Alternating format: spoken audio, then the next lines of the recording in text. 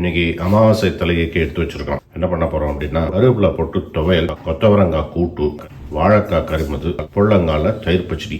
ஆமா, பைத்தம்பருப்பு வச்சிருக்கேன். இதில் ஓகே அலம்பி வச்சிருக்கேன். பைத்தம்பருப்பு போட்டு கொத்தவரங்காய் போட்டு கூட்டு, கொஞ்சம் களத்துக்கு பருப்பு எடுத்து வச்சுப்பேன். கொஞ்சம் திருக்கணும் அதிலே பண்ணிடுவேன். வாழைக்காய் பொறுத்தது தேங்காய் போட்டு, இது தயிர் போட்டு பச்சடி. துவையல் வந்து என்னன்னா, எள்ளு 1 டீஸ்பூன், உளுத்தம்பருப்பு 1 டீஸ்பூன் எடுத்துருக்கேன். நல்லா வறுத்துப்பேன். அப்புறம் மிளகா, கருவேப்பிலை, பரண்டை, கொஞ்சம் இஞ்சி எல்லாம் நல்லா வதக்கிட்டு கொஞ்சம் தேங்காய், புளி, உப்பு வச்சு துவையல் வச்சிடணும்.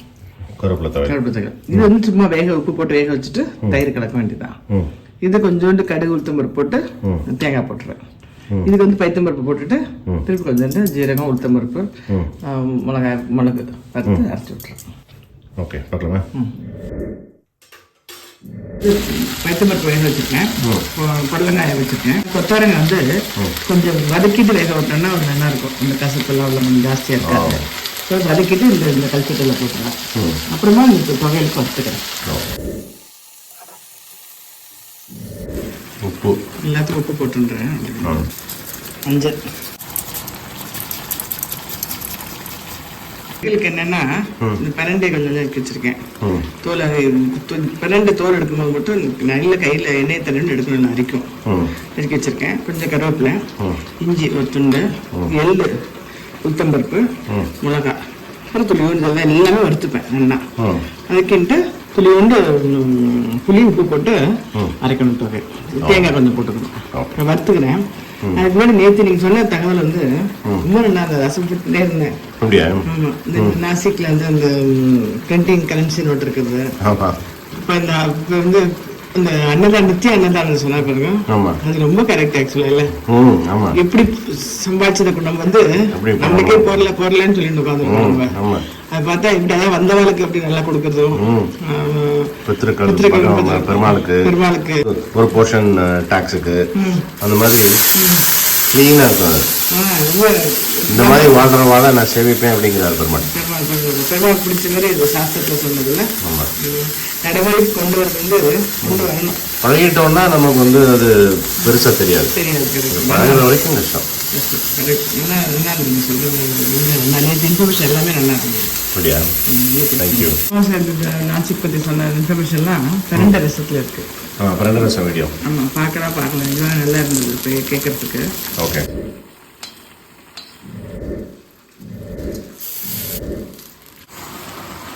வறுத்துட்டேன். அதை அரைக்கிறதுக்கு முன்னாடி இந்த வாழைக்காய் போட்டு அது பாட்டு வெந்துன்னு இருக்கும். வாழைக்காய் போட்டுறேன். எண்ணெய் வச்சிருந்து கடுகு வச்சிருக்கேன். கடுகு வச்சோன்னா உளுத்தம்பருப்பு 2 மிளகாய் போட்டுட்டு அந்த வாழைக்காய் போட்டு உப்பு போட்டுட்டு வெந்துன்னு இருக்கும். அப்புறம் தேங்காய் திருப்பி போடுவேன்.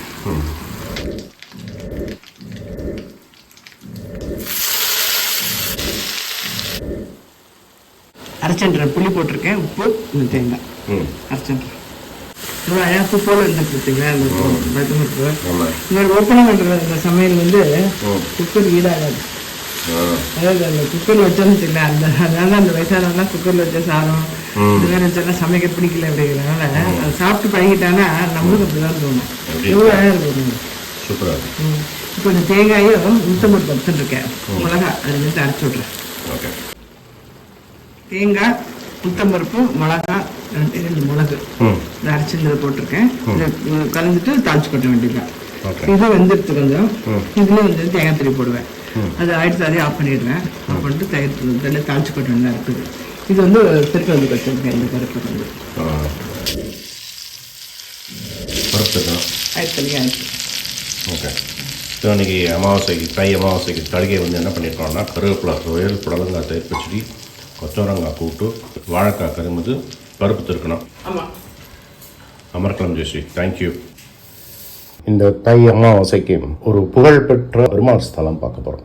எவ்வுள் கிடந்தான், திருவள்ளூர் வீரராகவ பெருமாள். அந்த ஸ்தலத்தை பற்றி, இந்த பெருமாளை பற்றி திருமங்கை ஆழ்வார் திருமழிசை பிரான் மங்களாசாசனம் பண்ணியிருக்கார். வேதாந்த தேசிகர் பாடியிருக்கார். எவ்வுள் கிடந்தான், இது ஸ்தல வரலாறு அப்படின்னா, ஆதி யுகத்தில் குரு புண்ணியர் அப்படிங்கிறவர் தன்னுடைய மனைவி சத்தியவதியோட வாழ்ந்து வந்தார். அவருக்கு என்ன ஆசைன்னா, தனக்கு பிறக்க போகிற குழந்தை வந்து மிகப்பெரிய முனிவராக இருக்கணும் அப்படின்னு ஒரு ஆசை.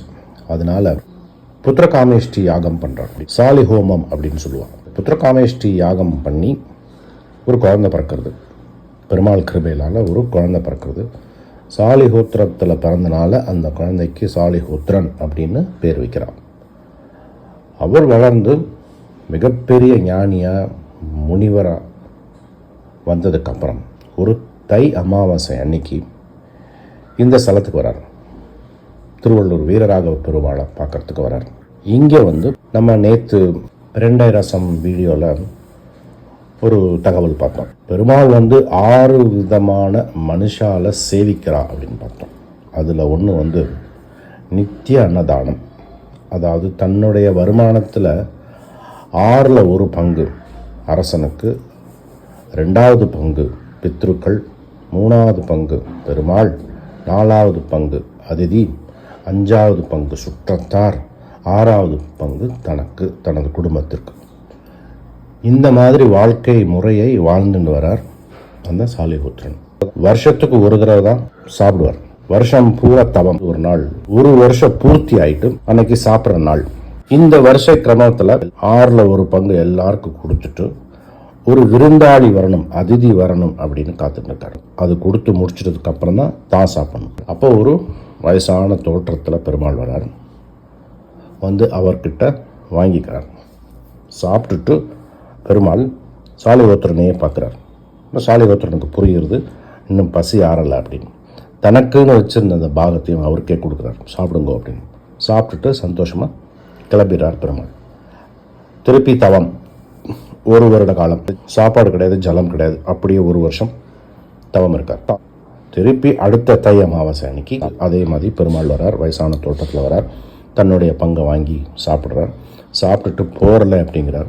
இவர் திருப்பி அவருடைய பங்கை கொடுக்குறார். இந்த சாப்பிட்டதுக்கு அப்புறம் பெருமாள் அவர்கிட்ட கேட்குறார், நான் கொஞ்சம் நேரம் ஓய்வு எடுக்கணும், இங்கே எடுத்துக்கோங்க, படுங்க அப்படின்னு சொல்லும்போது எவ்வுள் அப்படின்னு கேட்குறார். எவ்வுள் அப்படின்னா எந்த உள்ளறை, எங்கே அப்படின்னு அர்த்தம். உள்ளறை எங்கே, எவ்வுள். அதனால தான் இந்த பெருமாள் இந்த க்ஷேத்திரத்துக்கு பேர் திரு எவ்வுள், திரு எவ்வுள்ளூர், திருவள்ளூர். அவர் ஒரு உள்ள இருக்கிற ஒரு அறையை காமிச்சதுக்கு அப்புறம் பெருமாள் அங்கே போய் சயனிக்கிறார். சயனிக்கும் போது பெருமாளுடைய தரிசனம் கிடைக்கிறது. வந்தது பெருமாள் அப்படின்னு தெரியுது. அந்த கஷேத்திரம் வீரராகவ பெருமாள். தை அமாவாசை அன்னைக்கு சாலிஹோத்திரனுக்கு பெருமாள் காட்சி கொடுத்தனால தை அமாவாசை ரொம்ப விமர்சையாக நடக்கும். இந்த ஸ்தலத்தில் முன்னோர்களுக்கு திதி தர்ப்பணம் பண்ணுறது ரொம்ப விசேஷம். இங்கே இருக்கிற புஷ்கரணி ரொம்ப சித்தி வாய்ந்த ஒரு புஷ்கரணி, தப்பக்குளம். இந்த தப்பக்குளத்தில் பிரம்மா, தேவர்கள், வசிஷ்டர் எல்லாரும் நீராடி இருக்காங்க. ஸோ இந்த தை அமாவாசைக்கு ரொம்ப விசேஷமான ஸ்தலம் எவ்வுள் கிடந்தான் திருவள்ளூர் வீரராகவ பெருமாள். முடியும் போது எல்லாரும் போய் பெருமாளை சேவிச்சுட்டு வாங்க.